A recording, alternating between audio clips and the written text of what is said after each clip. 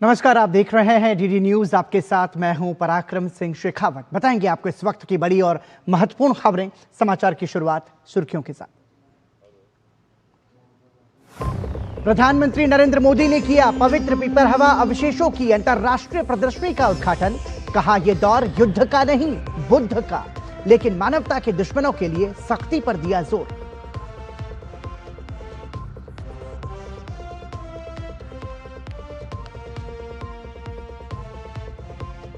अंडमान और निकोबार के दौरे पर केंद्रीय गृह मंत्री अमित शाह गृह मंत्रालय की संसदीय परामर्शदात्री समिति की बैठक की अध्यक्षता की। राष्ट्रीय सुरक्षा, आपदा प्रबंधन और साइबर सुरक्षा समेत कई महत्वपूर्ण मुद्दों पर चर्चा।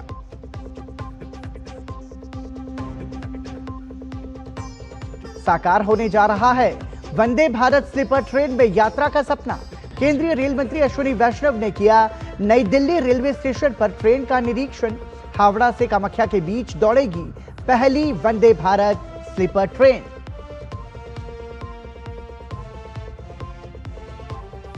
अमेरिका ने वेनेजुएला के राष्ट्रपति निकोलस मादुरो को बनाया बंदी। पत्नी सहित ले जाया गया देश से बाहर। सोशल मीडिया में ट्रंप ने दी जानकारी।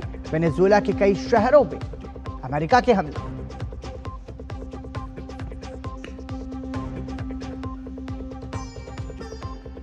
और आईपीएल के अगले संस्करण में नहीं खेल पाएंगे बांग्लादेशी क्रिकेटर मुस्तफिजुर रहमान। बीसीसीआई के निर्देश के बाद केकेआर ने किया रिलीज। रिप्लेसमेंट के तौर पर किसी अन्य खिलाड़ी को शामिल करने की मिली अनुमति। और सुर्खियों के बाद खबरों पर नजर विस्तार से। प्रधानमंत्री नरेंद्र मोदी ने राय पिथौरा सांस्कृतिक परिसर में भगवान बुद्ध के पवित्र पिपरहवा अवशेषों की भव्य अंतर्राष्ट्रीय प्रदर्शनी का शुभारंभ किया। इस प्रदर्शनी में एक सदी से अधिक समय के बाद वापस लाए गए पिपरहवा अवशेषों के साथ साथ राष्ट्रीय संग्रहालय नई दिल्ली और भारतीय संग्रहालय कोलकाता के संरक्षित पिपरहवा के प्रामाणिक अवशेष और पुरातात्विक सामग्री भी प्रदर्शित की गई है। ये प्रदर्शनी भगवान बुद्ध के महान विचारों को और अधिक लोकप्रिय बनाने की सरकार की प्रतिबद्धता के अनुरूप है। ये देश के युवाओं और इसकी समृद्ध संस्कृति के बीच संबंध बढ़ाने का भी एक प्रयास है। प्रधानमंत्री ने कहा कि गुलामी हमारी विरासत को भी तबाह कर देती है।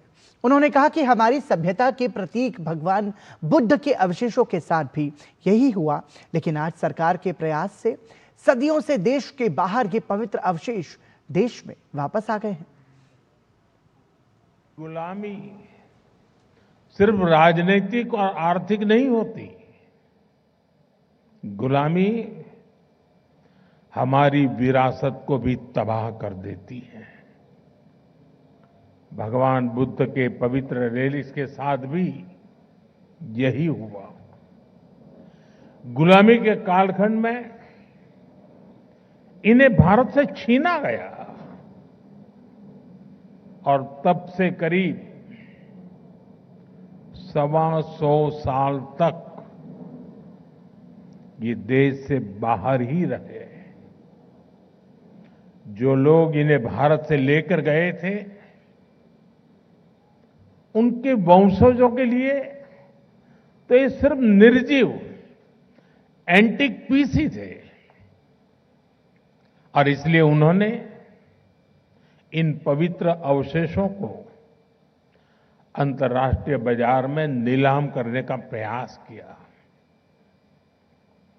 लेकिन भारत के लिए तो ये पवित्र रेलिक्स हमारे आराध्य का ही एक अंश है,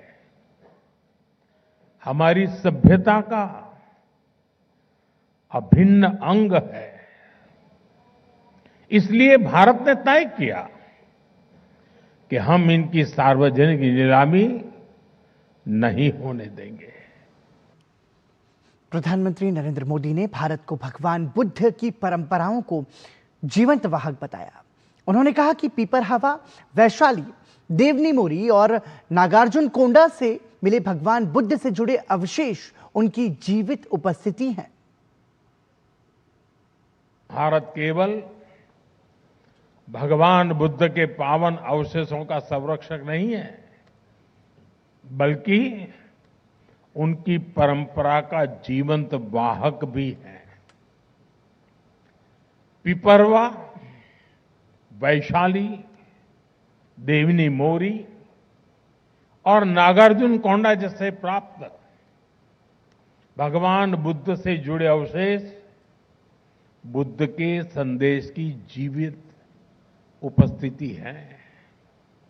भारत ने इन अवशेषों को साइंस और अध्यात्म हर रूप में संभाला है। शामिल हुए।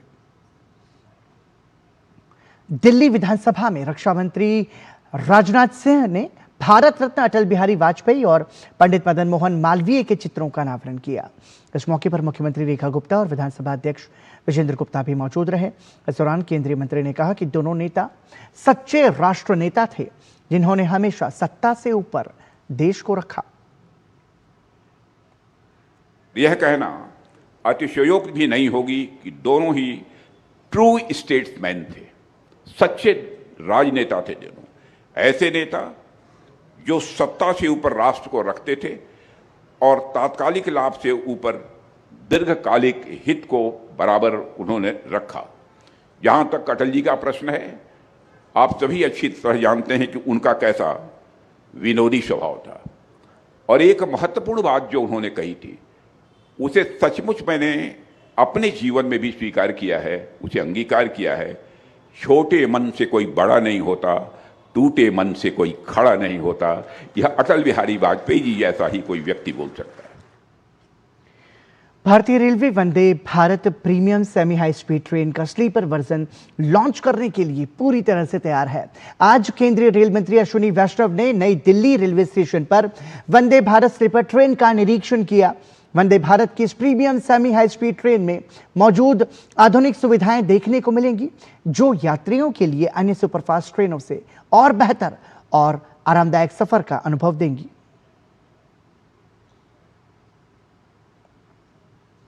नए साल में यात्रियों को वंदे भारत स्लीपर की सौगात मिलने वाली है।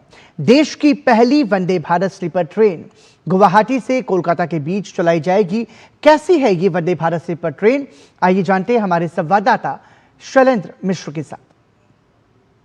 वंदे भारत स्लीपर ट्रेन में हम इस वक्त कोच के अंदर मौजूद हैं और हम दिखाएंगे कि क्या कुछ सुविधाएं हैं। आम वंदे भारत ट्रेन में आप देखते हैं कि चेयर कार होती है, यानी आप बैठकर सफर करते हैं, लेकिन ये वंदे भारत स्लीपर ट्रेन है। सबसे जो मुख्य बदलाव है, यानी आप आराम से लेटकर सफर कर सकते हैं। इसीलिए लंबी दूरी की यात्राओं के लिए ये ज्यादा बेहतर ट्रेन है। तो सबसे खास बात है कि ये स्लीपर ट्रेन है, जो लंबी दूरी की यात्रा के लिए काफी आरामदायक है।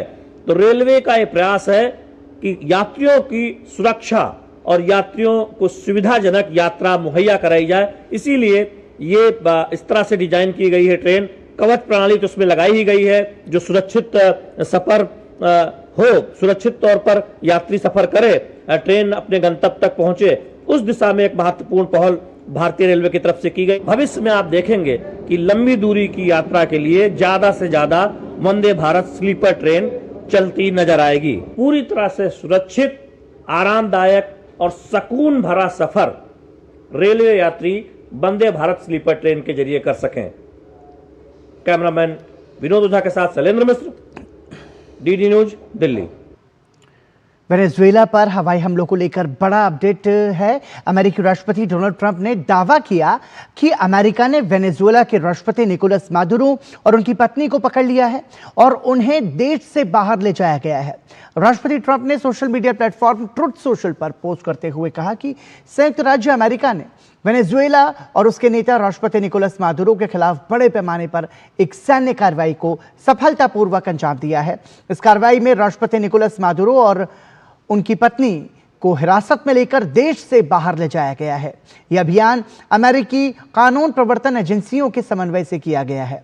इस संबंध में विस्तृत जानकारी बाद में दी जाएगी। वेनेजुएला सरकार ने कहा कि राजधानी काराकस के अलावा मिरांडा, अरागुआ और ला ग्वाइरा राज्यों में भी हमले हुए हैं। हालात को देखते हुए वेनेजुएला में राष्ट्रीय आपातकाल की घोषणा और रक्षा बलों की व्यापक तैनाती के आदेश दिए गए हैं।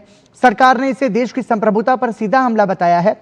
अमेरिका लंबे समय से मादुरो पर नार्को स्ट्रेट चलाने और चुनावों में धांधली के आरोप लगाता रहा है। मादुरो, जो 2013 में यूगो चावेज के बाद सत्ता में आए इन आरोपों को खारिज करते हुए कहते रहे हैं कि वॉशिंगटन का असली उद्देश्य दुनिया के सबसे बड़े तेल भंडारों में से एक पर नियंत्रण पाना है। हाल के महीनों में ट्रंप प्रशासन ने महाजनों पर दबाव तेज कर दिया था। पिछले हफ्ते CIA द्वारा ड्रोन हमले की भी खबर सामने आई थी, जिसे वेनेजुएला की जमीन पर अमेरिका की पहली प्रत्यक्ष कार्रवाई बताया गया। इस बीच वेनेजुएला सरकार ने अपने समर्थकों से सड़कों पर उतरने की अपील की है और हमले के खिलाफ एकजुट होने का आह्वान किया है। वहीं अमेरिका दूतावास की वेबसाइट ने काराकस और आसपास विस्फोटों की खबरों को लेकर अमेरिकी नागरिकों के लिए चेतावनी जारी की है।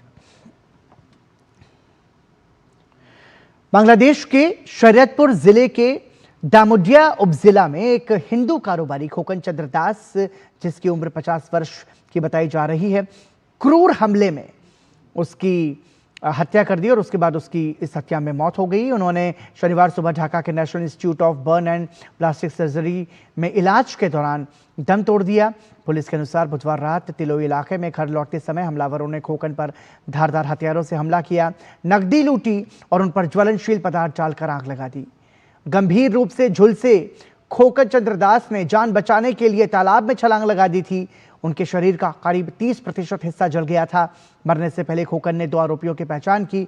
पुलिस ने कुल 3 संदिग्धों के खिलाफ मामला दर्ज किया है और गिरफ्तारी के प्रयास जारी हैं। घटना के बाद इलाके में विरोध प्रदर्शन हुए हैं और दोषियों को सजा देने की मांग की जा रही है। और बुलेटिन में रुक रहे हैं छोटे से ब्रेक के लिए, बने रहिए हमारे साथ।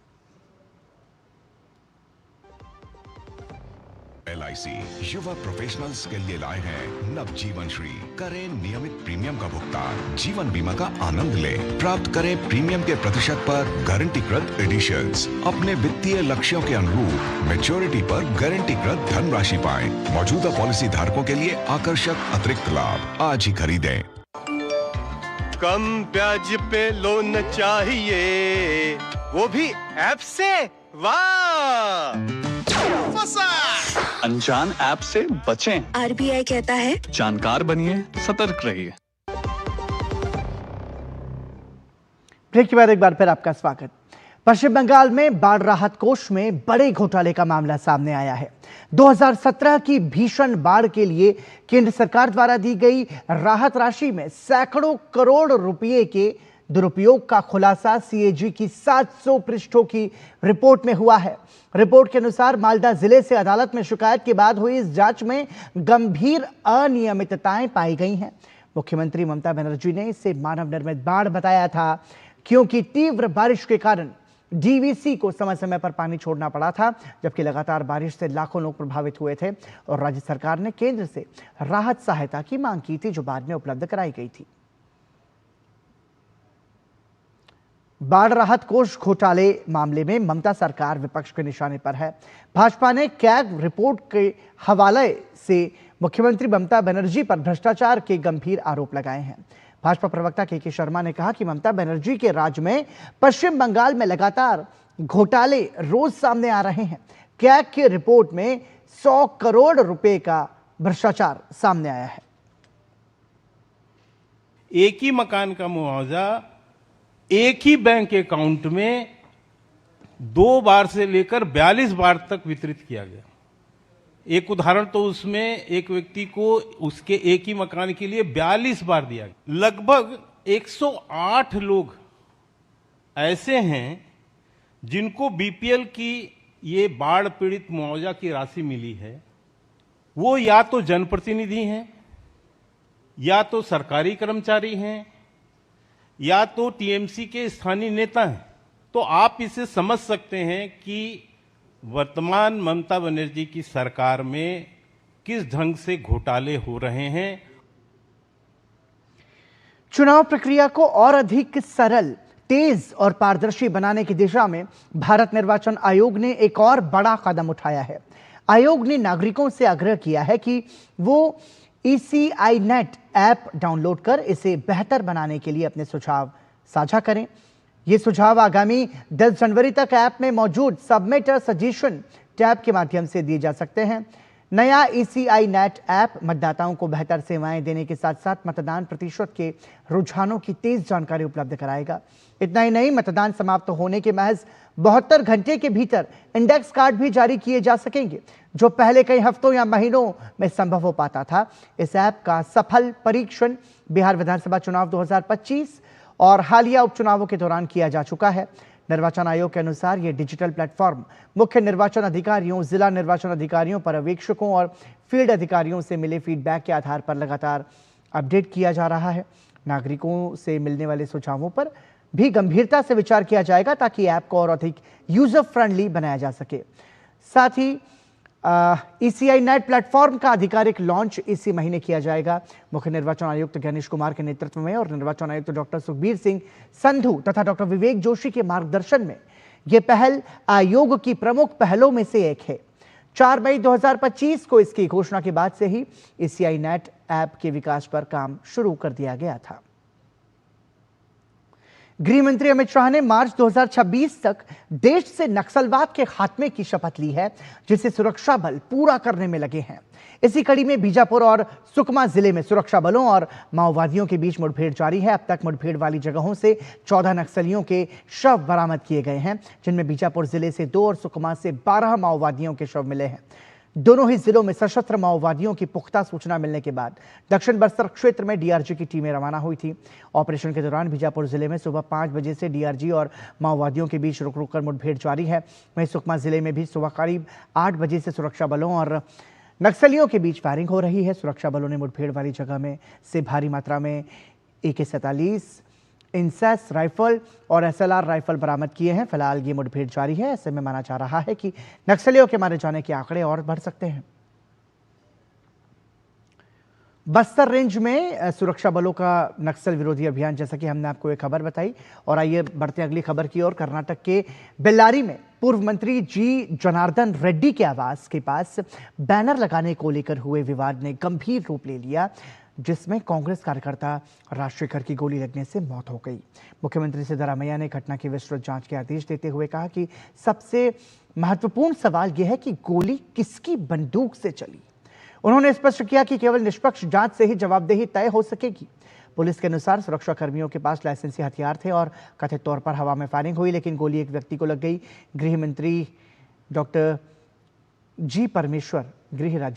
जी परमेश्वर ने कहा कि जांच पूरी होने से पहले किसी को जिम्मेदार ठहराना जल्दबाजी होगी। सभी गनमैन की पहचान कर उनके हथियार जब्त कर लिए गए हैं और CCTV फुटेज की जांच जारी की गई है। यह घटना गुरुवार रात अंबाभावी इलाके में कांग्रेस विधायक भरत रेड्डी और पूर्व मंत्री जनार्दन रेड्डी के समर्थकों के बीच झड़प के दौरान हुई। इसमें पथराव भी हुआ था और फायरिंग भी। प्रभारी मंत्री जमीर अहमद खान ने इसे दुर्भाग्यपूर्ण बताते हुए दोषियों पर कार्रवाई का आश्वासन दिया है। पुलिस ने 4 मामले दर्ज किए हैं। मामले की गंभीरता को देखते हुए बेल्लारी के SP पवन नेज्जूर को निलंबित कर दिया गया है। और आइए आपको इस वक्त की बड़ी खबर बता दें। आपको बता दें कि वेनेजुएला में अमेरिकी सैन्य कार्रवाई की निंदा की गई है। अमेरिकी राष्ट्रपति डोनाल्ड ट्रंप ने अपने संदेश के जरिए से यह बात की थी कि उन्होंने वेनेजुएला पर, यानी कि अमेरिका ने वेनेजुएला पर हमला किया है और अब उसकी निंदा वेनेजुएला ने जारी की है। रूस ने हमलों की कड़ी शब्दों में निंदा की है। वेनेजुएला के साथ साथ रूस ने भी इसे निंदनीय कृत्य बताया है। हमलों को बेहद चिंताजनक और निंदनीय बताया गया है रूस और वेनेजुएला दोनों की तरफ से। साथ ही हमलों के लिए कोई ठोस या जायज कारण नहीं है, रूस ने स्पष्ट तौर पर ऐसा कहा है। आपको बता दें कि डोनाल्ड ट्रंप ने अपने संदेश में यह बताया कि उन्होंने निकोलस मादुरो और उनकी पत्नी को गिरफ्तार कर लिया है और इसके बाद अमेरिका ने वेनेजुएला पर हमले की जानकारी दी थी। वेनेजुएला के अलग अलग जगहों पर अमेरिका ने हमले भी किए हैं और रूस ने इन हमलों की कड़ी निंदा की है और हमलों को बेहद चिंताजनक और निंदनीय बताया है। साथ ही वेनेजुएला की तरफ से भी बयान आया है कि ये हमले जो हैं वो चिंताजनक और निंदनीय हैं और यही बात रूस भी कह रहा है। रूस का कहना है कि हमलों के लिए कोई आवश्यक और कोई ठोस कारण नहीं है। वेनेजुएला में अमेरिकी सैन्य कार्रवाई की रूस ने निंदा की है और वेनेजुएला के साथ साथ रूस ने कहा है कि एक तरीके से यह वैचारिक शत्रुता है। ये जो कूटनीति होनी चाहिए दोनों देशों के बीच, उस पर यह वैचारिक शत्रुता हावी हुई है और उसी का यह उदाहरण है कि अमेरिका ने वेनेजुएला पर हमला करते हुए न सिर्फ हमला किया बल्कि वेनेजुएला के राष्ट्रपति निकोलस मादुरो और उनकी पत्नी को भी गिरफ्तार किया है। तो रूस का इस बड़े कार्रवाई और इस बड़े हमले के बाद में यह बयान सामने आया है। रूस कह रहा है कि हमले का कोई ठोस कारण नहीं है, यह महज वैचारिक शत्रुता है जो कि अमेरिका वेनेजुएला के खिलाफ निकाल रहा है। तो रूस ने वेनेजुएला पर अमेरिकी हमले की कड़े शब्दों में निंदा की है। हमलों को बेहद चिंताजनक और निंदनीय रूस ने बताया है। आपको बता दें कि अमेरिकी राष्ट्रपति डोनाल्ड ट्रंप ने वेनेजुएला के राष्ट्रपति निकोलस मादुरो और उनकी पत्नी को गिरफ्तार कर लिया है और उन्हें देश से बाहर ले जाया गया है। यह जानकारी खुद अमेरिकी राष्ट्रपति डोनाल्ड ट्रंप ने ट्रूथ पोस्ट के जरिए साझा की और अब उसके बाद रूस की एक बड़ी प्रतिक्रिया सामने आई है। उन्होंने कहा है कि अमेरिका का यह हमला बहुत ही चिंताजनक है और साथ ही निंदनीय भी है। तो रूस वेनेजुएला में अमेरिकी सैन्य कार्रवाई की कड़ी आलोचना कर रहा है। रूस का यह भी बयान सामने आया है कि इस पूरे हमले का कोई ठोस कारण नहीं था। रूस ने कहा है कि यह सिर्फ वैचारिक शत्रुता थी जो कि अमेरिका ने वेनेजुएला के खिलाफ निकाली।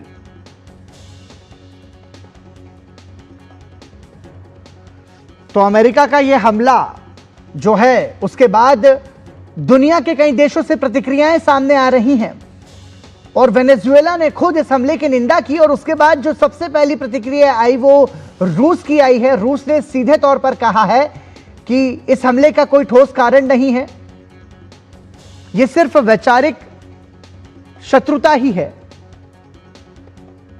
और रूस ने इस हमलों की कड़े शब्दों में निंदा की है। ज्यादा जानकारी के लिए हमारे सहयोगी अखिलेश सुमन हमारे साथ जुड़ चुके हैं। अखिलेश, पहले अमेरिकी राष्ट्रपति डोनाल्ड ट्रंप इस हमले की और इस गिरफ्तारी की जानकारी देते हैं और उसके बाद में अब जैसा कि आपने पहले ही इसका अंदेशा भी जताया था कि अब दुनिया के कई देशों से इसकी प्रतिक्रियाएं आएंगी और सबसे पहली प्रतिक्रिया रूस की। रूस ने कहा है कि यह वैचारिक शत्रुता है, इसके क्या मायने? निश्चित तौर पे ये मामला है क्योंकि वेनेजुएला जो है एक तरीके से कहे कि लेफ्टिस्ट गवर्नमेंट है। वहाँ जो क्रांति हुई थी सावेज के नेतृत्व में उसे एक लेफ्टिस्ट गवर्नमेंट माना गया था। उनको उनका एक अलग आइडियोलॉजी है और वो आइडियोलॉजी जो है लेफ्टिज्म से जुड़ा हुआ है, वामपंथ से जुड़ा हुआ है। तो बोलिवेरियन रिवोल्यूशन वहाँ हुआ था उसे कहते हैं। तो बोलिवेरियन रिवोल्यूशन एक तरीके से कहें कि एक रेडिकल लेफ्ट का ही एक प्रकार है जो उस खास इलाके में बोला जाता है। तो यह तो सच्चाई है, निश्चित तौर पे यह सच्चाई है, लेकिन केवल इस कारण से कोई किसी देश पे हमला कर दे क्योंकि उसके विचार नहीं मिलते हैं तो इस बात की रूस चिंता इस बात पे जताई है रूस ने चिंता। रूस के विदेश मंत्रालय ने कहा है कि इस कारण से ही आपने कहा है क्योंकि देखिए वेनेजुएला के राष्ट्रपति मडूरो ने कई बार पेशकश की कि हम बात करने को तैयार है, आपकी जो शिकायतें हैं हम शिकायतें सुनने के लिए तैयार हैं और उसके हिसाब से कोई ठोस कार्रवाई करने के लिए तैयार है। एक दिन पहले भी मडूरो ने कहा था कि हम ड्रग्स या किसी अन्य चीजों पे जो आपको कोई शिकायत है हमसे तो हम उससे बात करने के लिए तैयार हैं। रूस ने यहाँ तक कि रूस के राष्ट्रपति व्लादिमीर पुतिन ने भी कहा था कि वेनेजुएला के खिलाफ रूस को इस तरह की कार्रवाई नहीं करनी चाहिए, अमेरिका को इस तरह की कार्रवाई नहीं करनी चाहिए क्योंकि देखिए कुछ दिनों पहले हमने देखा था कि अमेरिका जो है वेनेजुएला के आसपास जो भी टैंकर गुजर रहे थे उन टैंकरों पे हमला कर रहा था। उसके बाद वहां के बंदरगाह पे हमला किया, कोई बोटों को उन्होंने कब्जा कर लिया, उसे अपने नियंत्रण में ले लिया और कहा ये रहे थे कि वहां से ड्रग जा रहे हैं। तो निश्चित तौर पे रूस का इन सारी चीजों पे नजर रख रहा था और इसीलिए रूस ने ये कहा है कि ये जो कोई ठोस कारण वेनेजुएला में जो सैन्य कार्रवाई हुई है, वहां के राष्ट्रपति को जो गिरफ्तार किया गया है उसका कोई ठोस कारण नहीं दिया गया है। इसीलिए रूस के राष्ट्रपति ने कहा कि ये महज वैचारिक कारणों से हुआ है क्योंकि अगर कोई मत भिन्नता थी या अगर कोई शिकायत थी तो निश्चित तौर पर वो शिकायतें बैठकर दूर की जा सकती है। दोनों देशों के डेलीगेशन मिल सकते हैं, यहाँ तक कि मडूरो से सीधे ट्रंप बात कर सकते हैं। तो रूस को इसी बात की शिकायत है और रूस पहले भी इस बात को कहता रहा है कि देखिए अगर मडूरो को गिरफ्तार कर लेंगे तो वहां किस तरीके की स्थिति रहेगी इस बारे में कोई प्रिज्यूम नहीं कर सकता है। अराजकता की स्थिति बन सकती है, वहां कौन उसको रिप्लेस करेगा, ये सारी बातें हैं। तो इन सारी बातों के इंतजाम के पहले मडूरो से बात किए हुए उनको गिरफ्तार किया गया, तो निश्चित तौर पे उसे मान रहे कि एक वहां के वेनेजुएला की संप्रभुता पे एक हमला किया गया। लेकिन अखिलेश, इस पूरी ये जो त्वरित प्रतिक्रिया हम सभी को देखने को मिले, निश्चित रूप से इसने पूरी दुनिया को चौंकाया है और इसमें दो बड़े सवाल यहां पर उठ रहे हैं।